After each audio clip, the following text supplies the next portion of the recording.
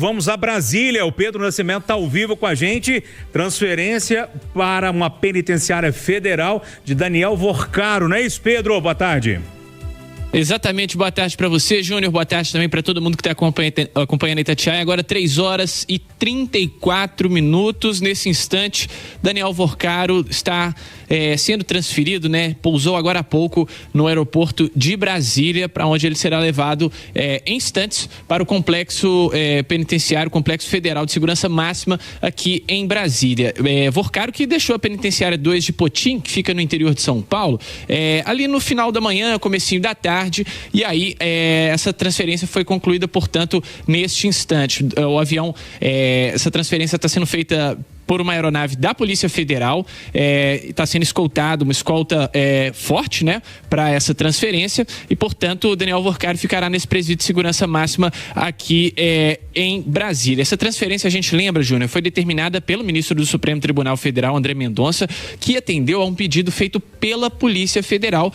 Na decisão, o ministro, inclusive, afirmou que a permanência de Vorcaro em presídio estadual, né, que era onde ele estava, representava, né, um risco à segurança pública devido à capacidade de articulação e influência do banqueiro, mas a gente lembra também que teve outro detalhe muito importante, que foi a tentativa, né, de suicídio do sicário Mourão, que foi preso nessa mesma operação essa semana, que resultou na prisão de Daniel Vorcaro.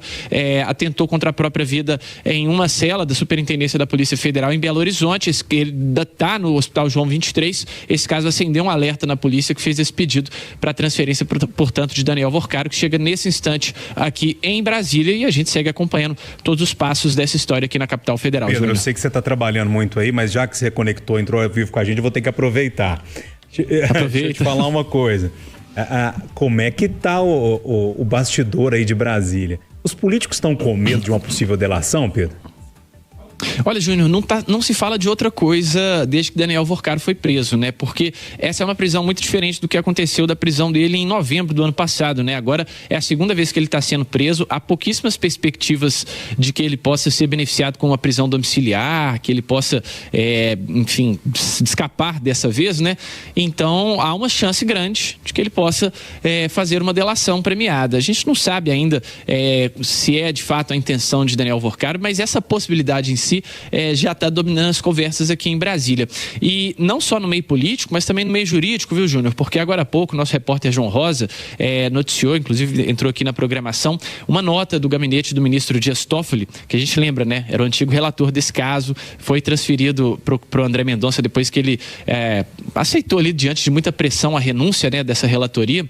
E o próprio ministro Dias Toffoli negando hoje que teve acesso a essas conversas de Daniel Vorcaro. Por que ele está negando isso? Porque nessas conversas que a gente está tendo acesso, a gente está trazendo aqui ao longo da nossa programação, Daniel Vorcaro está expondo ali diversos crimes que poderiam inclusive ser cometidos, inclusive agressões contra jornalistas, né? Ele fala ali em determinado momento que queria armar um assalto para dar um pau ali no jornalista Lauro Jardim do Globo, que estava publicando matérias contrárias aos interesses do Master. Então, isso estava em poder de Dias Toffoli, isso poderia complicar demais a situação dele no Supremo Tribunal Federal, porque ele não liberava o acesso a essas provas para a Polícia Federal, né? Então a Polícia Federal não conseguia agir livremente nessa investigação. Agora está conseguindo com o ministro André Mendonça, mas ele agora há pouco soltou essa nota falando que jamais teve acesso a essas conversas, que, enfim, não de forma nenhuma teria prevaricado ali com essas informações. Então, assim, muita incerteza ainda sobre esse cenário, e aumenta muita pressão, principalmente sobre o STF, viu, Júnior? Pedro Nascimento falando direto de Brasília. Inclusive a gente tem imagens da CNN Brasil,